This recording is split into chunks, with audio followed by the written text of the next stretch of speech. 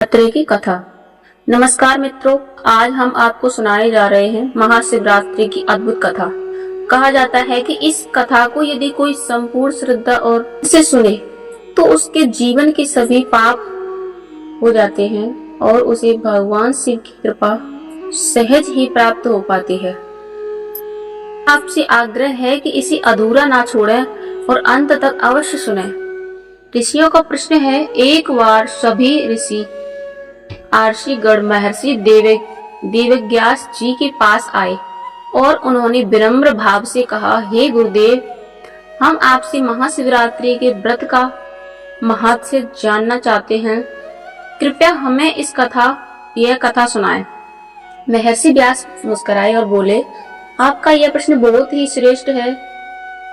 इस व्रत का महत्व अपार है। इसे सुनने पात्र से ही कोटि कोटि पाप भस्म हो जाते हैं। तो सुनिए एक प्राचीन इतिहास। एक भील रहता था। उसका स्वभाव अत्यंत कठोर और सिंह था। वह प्रतिदिन शिकार करता और चोरी से जीवन यापन करता था। शुभ कार्यों से उसका कोई लेना देना न था। समय बीता। एक दिन संयोग वंश महाशिवरात्रि का पावन पर्व आया, लेकिन भील को उसका कोई ज्ञान नहीं था। उसी दिन उसका परिवार भूख से व्याकुल होकर उससे बोला, हे स्वामी, हमें बहुत भूख लगी है, कुछ भोजन लेकर आइए।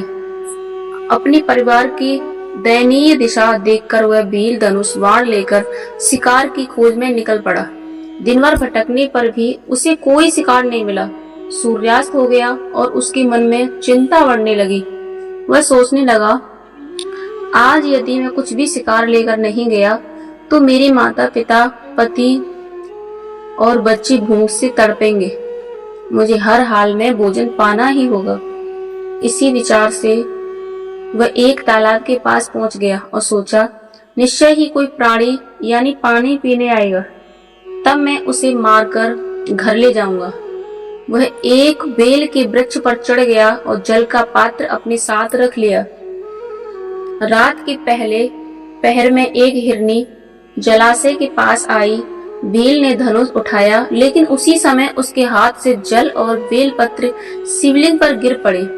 अनजाने में ही उसकी पहली प्रलय की पूजा संपन्न हो गई।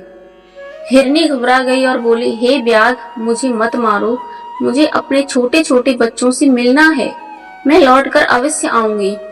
उसके सच्चे वचनों पर विश्वास करके भील ने उसे जाने दिया। कुछ देर बाद हिरनी की बहन भी तालाब पर आई।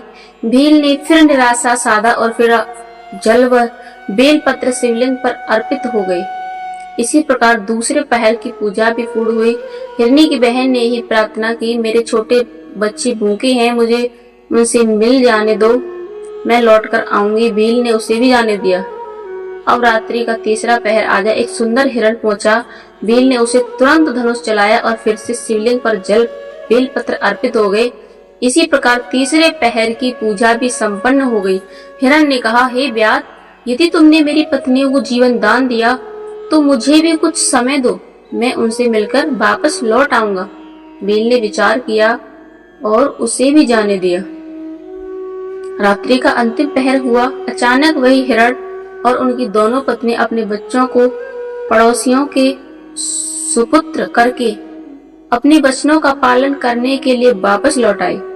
भील उन्हें देखकर प्रसन्न हुआ और जैसे ही उसने बाण चलाया वैसे ही जल में बेलपत्र शिवलिंग पर गिरे। इस प्रकार चौथे पहर की पूजा भी पूर्ण हो गई। अब अनजाने में ही उस भील ने पूरा महाशिवरात्रि व्रत कर लिया। उसका हृदय बदल गया। वह सोचने लगा, ये मृग तो नादान पशु होकर भी कितने सत्य प्रिय और त्यागी है, और मैं जीवन भर पाप ही करता हूँ। अब मैं किसी का वध नहीं करूंगा। भगवान से प्रकट होना। उसी समय शिव स्वयं प्रकट हुए और बोले, हे व्याध, मैं तुम्हारे सत्य, संयम और उस व्रत से प्रसन्न हूँ, वर मांगो। भील ने हाथ जोड़कर कहा, हे महादेव, मुझे आपके दर्शन ही परम वरदान है।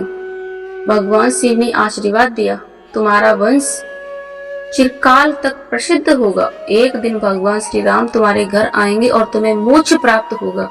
यह कहकर शिव अंतर्धात हो गए। सभी मृग भी दिव्य देह धारण कर स्वर्ग लोक चले गए। महर्षि व्यास बोले, हे ऋषियों, यही है महाशिवरात्रि का महत्सव। अनजाने में भी यदि कोई इस व्रत का पालन कर ले तो उसके सारे पाप नष्ट हो जाते हैं और जीवन में शिव कृपा बरसती है। हर हर महादेव। मित्रों, यह भी महाशिवरात्रि की अद्भुत कथा है। यदि आपको यह कथा अच्छी लगी हो तो साझा करें और कमेंट में अवश्य लिखें हर हर महादेव।